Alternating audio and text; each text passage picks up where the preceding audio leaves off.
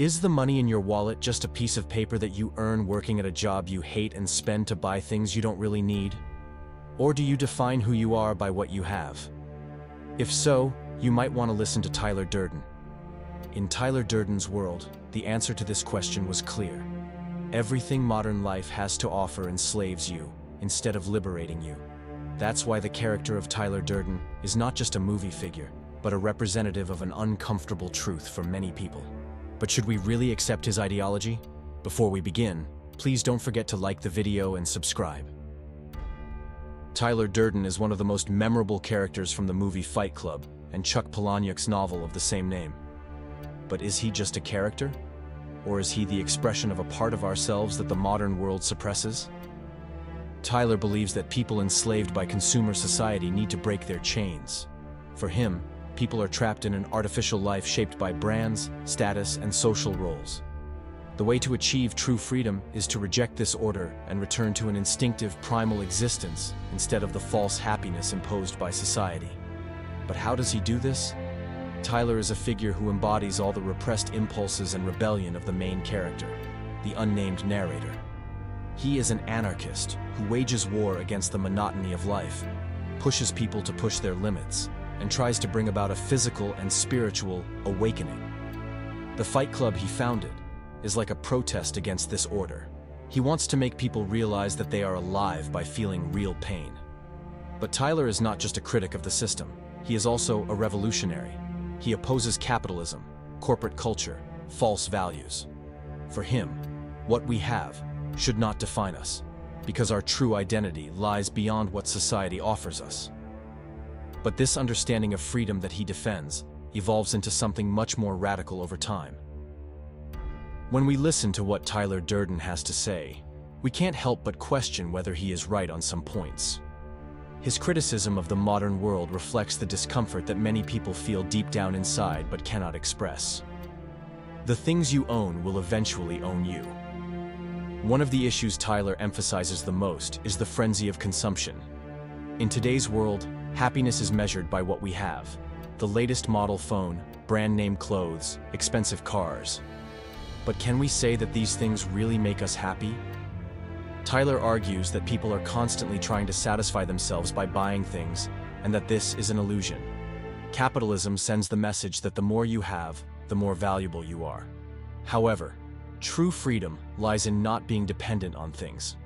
At this point, Tyler's criticism is quite valid. The fact that movements such as minimalism and simple living have become popular today actually supports this view. People are now adopting the less is more philosophy, and realizing that happiness will not come with constant consumption. Tyler thinks that people live their lives on autopilot. Get up in the morning, go to work, come home, eat, watch some TV, and go to bed. Start again the next day. But is that really living? Looking at the lives of many people, we can see that Tyler is right here too.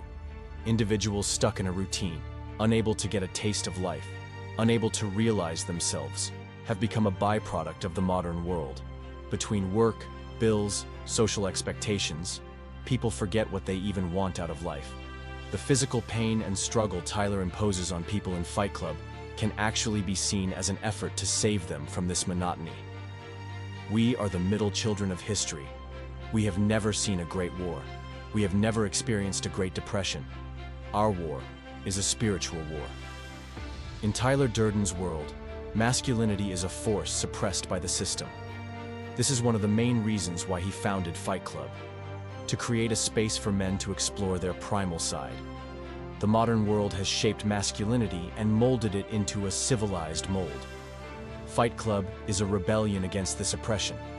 This point is somewhat controversial, but some might argue that Tyler is right in some places. Changing traditional male roles can lead to an identity crisis for men in the modern world. But how right is it to see violence and chaos as the solution to this problem? This is where Tyler's methods should be questioned. Only after you lose everything can you be truly free. Tyler Durden argues that in order to be truly free, an individual must be free from the past, social expectations, and fears. He says that people should stop being passive figures in their own lives and start making their own decisions. Could he be right here? Perhaps people really should take the reins of their own lives and stop living lives imposed by others. But Tyler's idea of freedom is based on destroying everything and starting from scratch. So, does this make sense? This is where we need to stop and think. Throughout history, there have been movements and leaders who have embraced chaos, but the results have often been dire. Tyler's plan, which he calls Project Mayhem, starts as a movement for people to gain personal freedom, but over time it turns into an uncontrolled terrorist organization. People become soldiers who have lost their identity, blindly following Tyler's ideals. At this point, it is not difficult to see that Tyler Durden resembles the system he criticizes. Yes, some aspects of order should be questioned, but what should be replaced should not be total chaos. Because in chaos, there is not individual freedom, but a greater lack of control and abuse of power. Only when you get punched do you really feel alive. Tyler Durden believes that physical pain can awaken you. Fight Club is presented as a tool for people to overcome their limits and discover their true selves. But is it fair to say that violence really liberates people? The truth is that violence may create a momentary feeling of freedom, but in the long run, it leads to bigger problems. While the members of Fight Club initially feel comfortable venting their anger, over time they realize that this violence starts to hurt them. The use of violence as a tool, far from liberating people, can lead them into a vicious circle. Modern psychology also argues that trauma and anger cannot be resolved through physical violence.